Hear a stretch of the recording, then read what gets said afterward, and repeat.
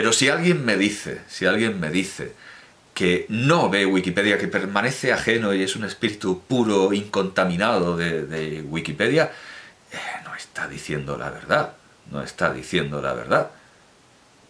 O sea que vamos a hacer las cosas bien y de una manera seria. Wikipedia se usa, pero hay que saber usarla naturalmente, y la Wikipedia en español suele ser tan retórica y tan extraña como vamos a seguir viendo ahora. Sin embargo, sería el confesor de...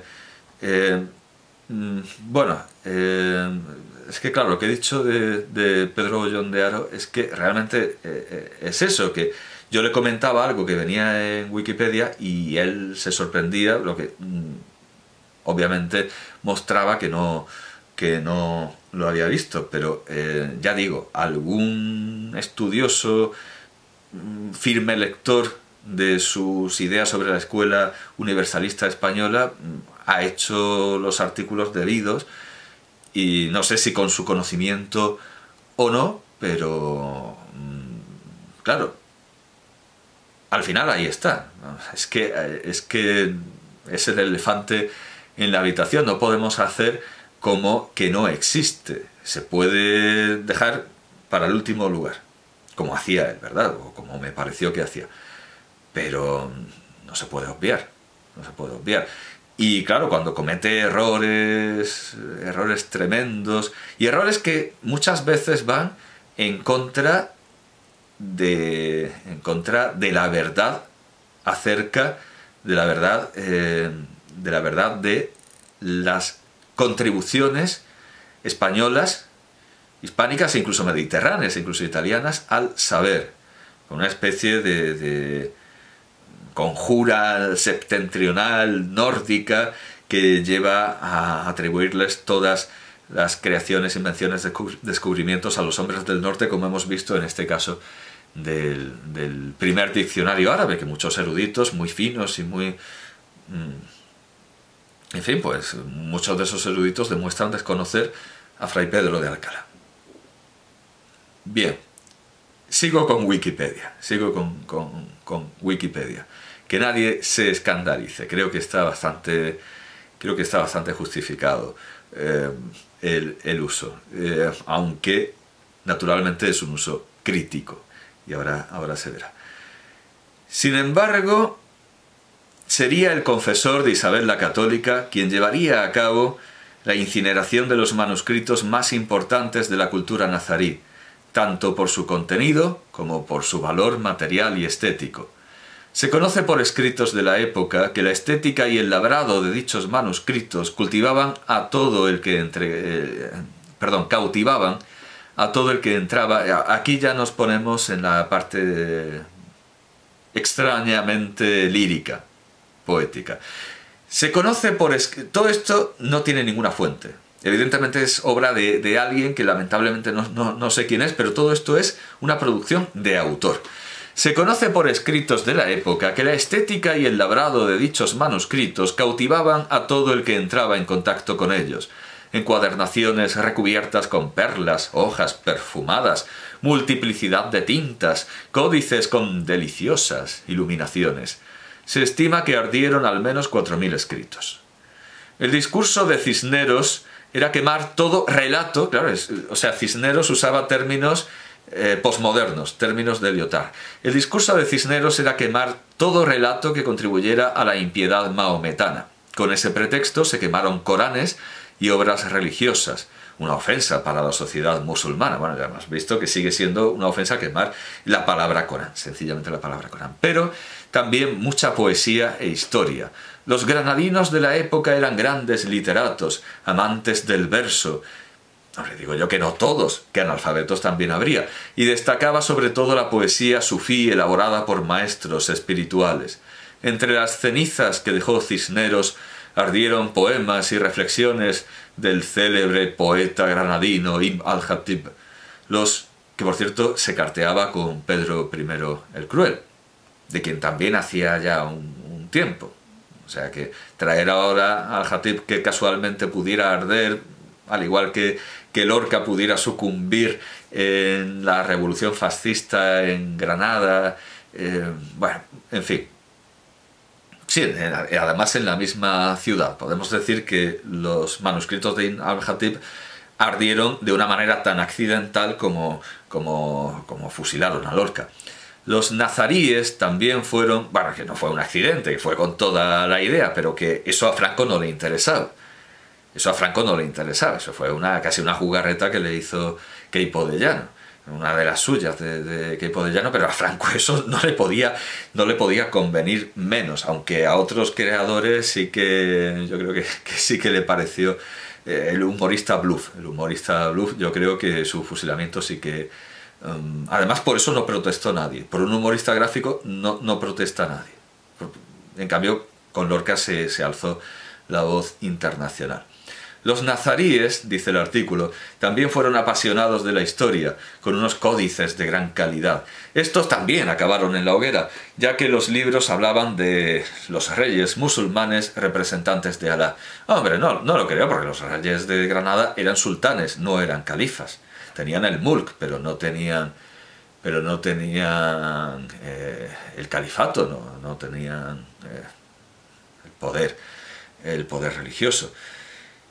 Sigue diciendo el artículo, la descripción más antigua del suceso se atribuye a las declaraciones del notario y amigo íntimo de Cisneros, Juan de Vallejo, descubiertas en 1913 y extraídas de su memorial. Bueno, y aquí hay una extensa cita, supuestamente de Juan de Vallejo, que termina con las siguientes palabras. Hasta este momento había marchado realmente sobre ruedas el programa de nuestro obispo. Bueno, pues hasta este momento había marchado realmente sobre ruedas el programa de nuestro obispo. Si esto no es una traducción contemporánea de nuestros días, una traducción actual hecha desde el latín, esto es mentira. O sea, sí, porque eso en el siglo XVI no se escribe. Hasta este momento había marchado realmente sobre ruedas el programa de nuestro obispo. Esto no es castellano del siglo XVI. Entonces, claro, lo primero que hay que hacer es irse a la fuente. Nota 7, está sacado de Daniel Eisenberg, que Daniel Eisenberg es un hispanista muy tendencioso, con un ideario muy progresista, muy concordante con lo que sería el pensamiento zapatero, lo que Gustavo Bueno llamaría el pensamiento zapatero, o pensamiento Alicia. Por lo tanto ve tolerancia donde no la hay y ve en los malos que somos nosotros intolerancia cuando tampoco la hay. Bueno, el artículo se titula Cisneros y la quema de los manuscritos granadinos en el Journal of Hispanic Philology de 1992, número 16 de 1992. Entonces me he ido a la página de Daniel Eisenberg en academia.edu y me he descargado este artículo, que extrañamente no es un PDF que reproduzca las páginas del journal, de la publicación, de la revista, sino que es un HTML en color rosa palo. No llega a fucsia, es como rosa palo. No sé por qué. Bueno, aquí se nos dice cuáles son las fuentes. Y en realidad, bueno, tenemos dos testimonios. El del Memorial de la vida de Fray Francisco Jiménez de Cisneros, editado por Antonio de la Torre y del Cerro en 1913 en Madrid por el Centro de Estudios Históricos. Nos toma la página 35 y dice he modernizado la ortografía. Bueno, ha modernizado la ortografía, esperemos que sea solo la ortografía. Voy a leer el texto en la cita de Eisenberg, no en la cita de Wikipedia, que me parece que es que une dos textos. Sobre Vallejo, véase la introducción de Antonio de la Torre y del Cerro. Y luego hay otro texto, que es en realidad el que aparece en Wikipedia, que efectivamente está traducido del latín. Que es de las hazañas de Francisco Jiménez de Cisneros, en traducción de José Oroz Reta, publicado en 1984 en Madrid por la Fundación Universitaria Española. páginas 99 y 100. El original latino, dice Eisenberg, se encuentra con más facilidad en las páginas 927, 1156. Ah, bueno, toda la obra, claro. Del primer tomo de los Hispania Illustratae, Frankfurt, 1603, microfilmado en la Hispanic Culture Series, rollo 209. Sobre la obra, Antonio Álvarez Querra. Juicio de Antonio Álvarez Querra. Álvar Gómez de Castro y la historiografía latina del siglo XVI, la vida de Cisneros. No se reproduce su juicio, simplemente se nos dice dónde está. Vale, entonces, el texto signado con la nota 29 procede del Memorial de la vida de Fray Francisco Jiménez de Cisneros, que efectivamente es de Vallejo. Entonces vamos a ver esa cita. Aquí está. Dice Eisenberg: la quema, controvertida desde el mismo acto de perpetrarla, según las fuentes indican, está bien documentada. Relativamente, porque, como dice a continuación, la descripción más antigua, inédita hasta 1913, es la del notario e íntimo de Cisneros, Juan de Vallejo. Esto es lo que dice Juan de Vallejo. El texto auténtico de Juan de Vallejo. Para desarraigarles del todo de la sobredicha su perversa y mala secta, les mandó a los dichos alfaquís tomar todos sus alcoranes y todos los otros libros particulares cuantos se pudieron haber, los cuales fueron más de 4 o 5.000 volúmenes entre grandes y pequeños, y hacer muy grandes fuegos y quemarlos todos, en que había entre ellos infinitos, que las encuadernaciones que tenían de plata y otras cosas moriscas puestas en ellos valían 8 y 10 ducados, y otros de allí abajo. Y aunque algunos hacían mancilla para los tomar y aprovecharse de los pergaminos y papel y encuadernaciones, su señoría reverendísima mandó expresamente que no se tomase ni ninguno lo hiciese. Y así se quemaron todos, sin quedar memoria, como dicho es, excepto los libros de medicina, que había muchos, y se hallaron que éstos mandó que se quedasen, de los cuales su señoría mandó traer bien 30 o 40 volúmenes de libros, y están hoy en día puestos en la librería de su insigne colegio y Universidad de Alcalá, y otros muchos añafiles y trompeticas que están en la su iglesia de San Ildefonso, puestos en memoria donde su señoría reverendísima está sepultado. Ya que habla de añafiles y trompeticas, que no tiene que ver con los libros, hay que recordar que del cetro o del báculo del rey de Granada se hizo, del cetro del rey de Granada, Cisneros se hizo un báculo. O sea, convirtió el poder civil en poder religioso. Civil, ya lo digo, porque los sultanes de Granada no eran califas. Esto es lo que dice Juan de Vallejo. Pero lo que ha hecho Wikipedia es fundir dos citas. Efectivamente atribuye a Vallejo en castellano algo que es una traducción del latín y huele y sabe a latín traducido por alguien que está traduciendo demasiado al pie de la letra y de una manera un poco pedestre. Con la obra, el traductor tiene... Bueno, es que eso de ir sobre ruedas... no sé cómo será el original, si se referirá a la rueda de la fortuna... Bueno, sobre ruedas, es que es extraño. Será interesante irse al original, pero cuando tratemos a ese autor, porque ahora estamos con Fray Bernardo Pérez de Chinchón y su anti-Alcorán, solo que claro, estos textos importan para explicar por qué, muy buenas razones, a Pérez de Chinchón le podía costar hacerse con la ciencia coránica y con el árabe, porque eso ya había pasado. El momento de todo esto ya había pasado con Fray Hernando de Talavera y con Fray Pedro de Alcalá. Ahora la postura frente a los libros de religión islámica es muy otra. Hay muchos libros contra la religión islámica de los que se aprovecha, pero le ha quedado más lo oral, la exposición de los alfaquíes del reino de Valencia, que los textos que pudiera estudiar gracias a los avances en filología árabe que se habían hecho en los intentos de conversión pacífica por Fray Hernando de Talavera en Granada. Con lo cual es curioso, porque claro, con esto, con esto, como ya se ha visto, Bernardo Pérez de Chinchón está expuesto a lo que le diga un imán, a lo que le diga un ulema, un alfaquí, no tanto al estudio filológico erasmiano, que es lo que es él, un erasmiano del texto. Digo erasmiano y no erasmista. Hay quien dice que en culterano se insiste en el carácter herético literario por su parecido con luterano.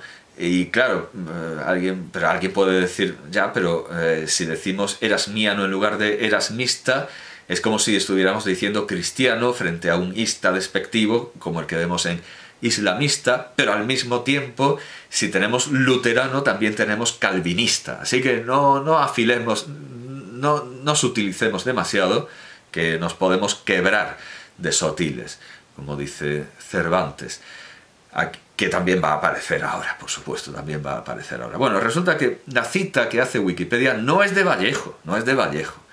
Lo cita así Eisenberg, con la obra inconclusa de Vallejo a mano, lo cual es muy curioso porque quien ha redactado el artículo lo ha hecho resumiendo el artículo de Eisenberg, pero lo ha hecho resumiéndolo mal. Por cierto, que no sé si aquí estará lo de las perlas, que no estaba en Vallejo. En Vallejo se habla de plata, pero no de perlas ni de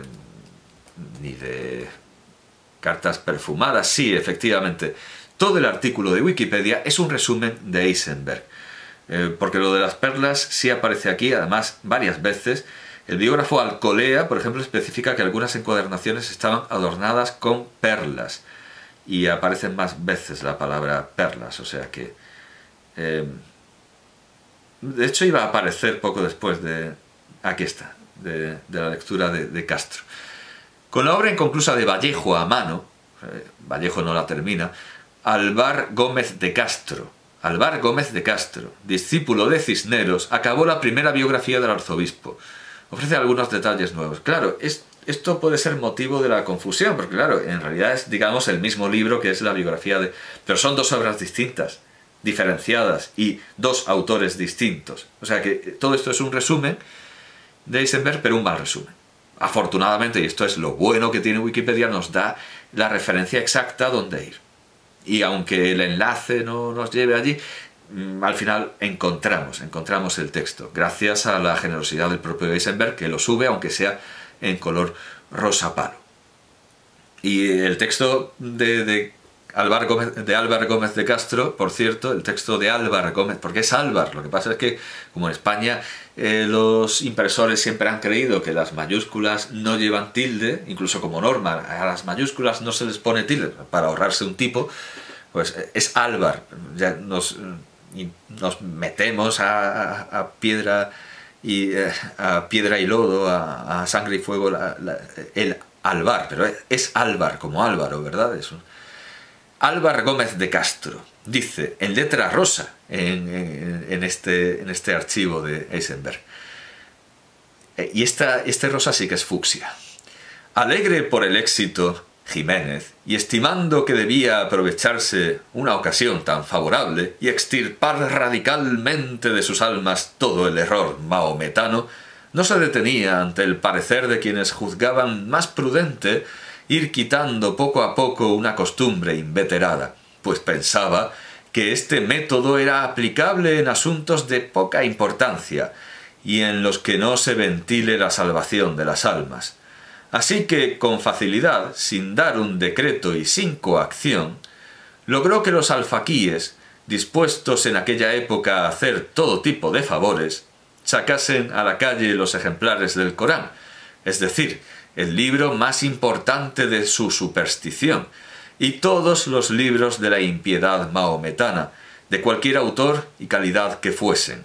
Es decir, no solo el Corán, sino también los comentarios, las interpretaciones y todos los libros de religión. Pero importa mucho que Álvar Gómez de Castro diga que todo esto se hace sin violencia, con facilidad, sin dar un decreto y sin coacción.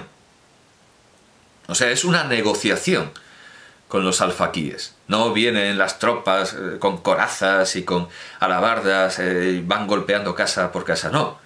Negocia con los alfaquíes, que los alfaquíes le digan a eso que ahora se llama la comunidad islámica, negocia que vayan diciéndole a los moros de Granada, ya, claro, moriscos, ya en este tiempo los moriscos, a los musulmanes de Granada, que saquen todos sus libros de religión. Entiendo que no les dice para qué, entiendo que no les dice para qué.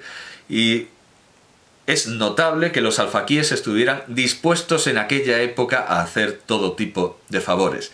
Recuerda Chávez Nogales, al hacer el elogio de la previvencia del catolicismo en España, cuando habla de que esos obispos que timoratamente con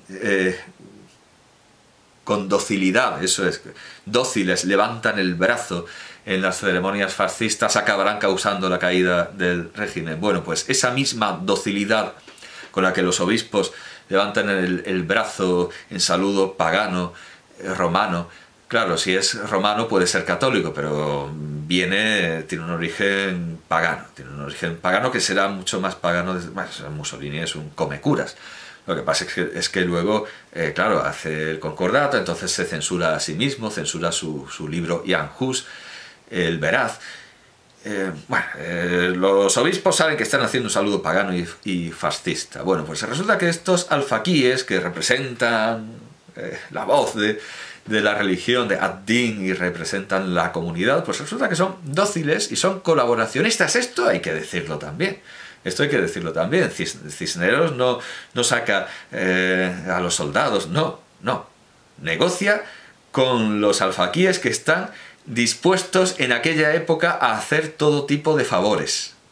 No entremos en detalles en qué tipo de favores. Bueno, pues negoció con ellos que sacasen a la calle los ejemplares del Corán, es decir, el libro más importante de su superstición, y todos los libros de la impiedad maometana de cualquier autor y calidad que fuesen. Se reunieron cerca de 5.000 volúmenes, adornados con los palos de enrollar, los cuales eran también de plata y oro, sin contar su admirable labor artística. Es decir, es la imagen clásica de San Pablo quemando los libros de magia de Éfeso, porque no solo tenemos códices, libros, tenemos lo que nosotros llamamos libros, sino libros, que se enrollan, o sea, rollos. También hay rollos del Corán, como hay rollos de la Torá, rollos de la religión islámica. Bueno, pues aquí resulta que nos descubre este testimonio latino que las escrituras sagradas de los musulmanes en Granada también tenían esta forma antiquísima de rollo, esta forma clásica de rollo. Estos volúmenes cautivaban ojos y ánimos de los espectadores. Claro, todo esto está en el resumen. Lo que hemos visto en Wikipedia es un mal trabajo escolar, un mal trabajo académico, que se pone a copiar de aquí y allá y mezcla las cosas, pero nos ha puesto en el camino de algo importante, de algo digno. Y por muy tendencioso que, como digo, es Daniel Eisenberg, es un buen filólogo que se atiene a las fuentes y nos está enseñando puro documento. O sea, muy bien por Daniel Eisenberg. Los cuales eran también de plata. Vale. Estos volúmenes cautivaban ojos y ánimos de los espectadores. Pidieron a Jiménez que les regalase muchos de ellos, pero a nadie se le concedió nada. En una hoguera pública fueron quemados todos los volúmenes juntos, a excepción de algunos libros de medicina, a la que aquella raza fue siempre y con gran provecho muy aficionada. Curiosamente también se salvaron los libros de medicina, agricultura, geopónica, etcétera, etcétera, en la famosa quema de libros de Qin Shi Huangdi, el primer emperador de la dinastía Qin, y el primero, y bueno, no hubo, su hijo no consiguió contener las iras del pueblo. A su hijo lo mataron, al consejero Lise, que había organizado todo aquel legismo totalitario, lo cerraron por la mitad y destruyeron el palacio de Qin Shi Huangdi y encontraron enterrados los textos de Confucio que él había intentado quemar y hacer desaparecer de la faz de la tierra. O eso dice la tradición, eso es lo que nos dice la tradición. Él también preservó los libros prácticos, como Cisneros, medicina, agricultura, ese tipo de cosas. Medicina, en el caso de Cisneros.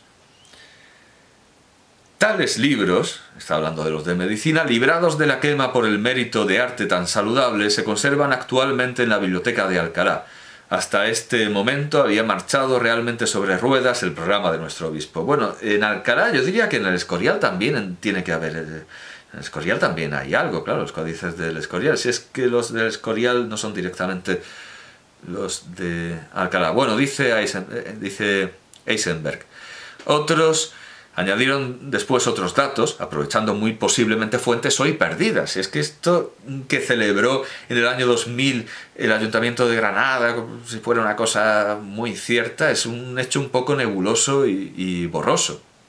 El biógrafo Alcolea, por ejemplo, especifica que algunas encuadernaciones estaban adornadas con perlas. Todavía otros interpretan las palabras de Vallejo y Gómez de Castro, los dos, de Vallejo y Gómez de Castro, señalando las características artísticas de estos manuscritos que cautivaron ojos y ánimos. Y entonces aquí viene lo de las hojas perfumadas. Ahora sí, claro, en 1900, códices con deliciosas iluminaciones, hojas perfumadas. Vale, claro.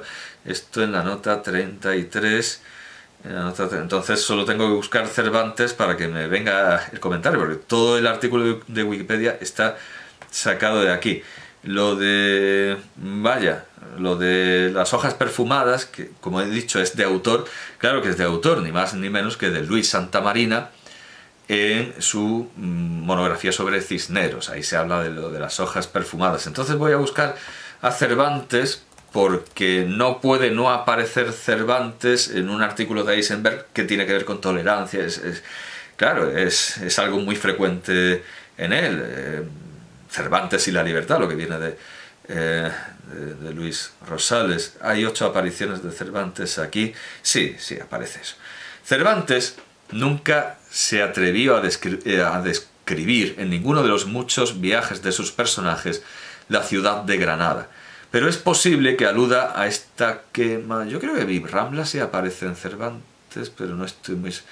Bueno, si él lo dice será enteramente... ni en la lírica, ni en la... Bueno, según Eisenberg no aparece Granada. Vale, de acuerdo. Pero es posible que aluda a esta quema en la de los manuscritos de Grisóstomo. El destruirlos fue, según Vivaldo, fuera de todo razonable discurso. Al menos podían ser... Esas son las palabras de Cervantes. Fuera de todo razonable discurso. Al menos podrían servir, nueva cita de Cervantes, de ejemplo en los tiempos que están por venir a los vivientes, para que se aparten y huyan de caer en semejantes despeñaderos. Esto está en la primera parte del Quijote, capítulo 13. Bueno, evidentemente esa era la postura de Pérez de Chinchón en el Antialcorano. Hay que estudiar esos textos para apartar, como dice Cervantes, de semejantes despeñaderos a quienes están por venir. Pero otras autoridades pensaban de manera muy diferente, y similar a la de quienes queman los manuscritos de Grisóstomo en el Quijote, que como vemos, el capítulo 6, el donoso escrutinio, no es la única quema de libros que aparece en el Quijote, porque se suele olvidar la de los manuscritos de Grisóstomo. Hay 2 quemas de libros en el Quijote. A esto, dice Eisenberg, conservar los manuscritos granadinos como mal ejemplo, Cisneros no se arriesgaría. Se hubiese sentido tan inseguro que la mera existencia de los manuscritos le habría amenazado. Bueno, claro, todo esto es casi un cuento de Borges. Cisneros amenazado por la presencia de los libros.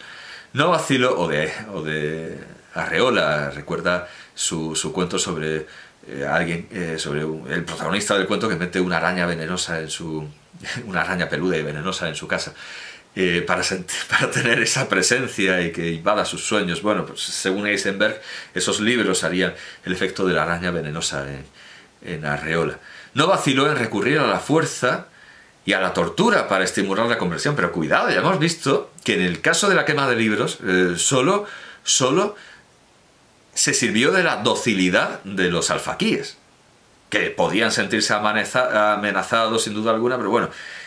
Nota 45. Esta afirmación: no vaciló en recurrir a la tortura, a la fuerza y a la tortura para estimular a la conversión, bueno, pero aun valiéndose de tales medidas, la evangelización que quería hacer entre los granadinos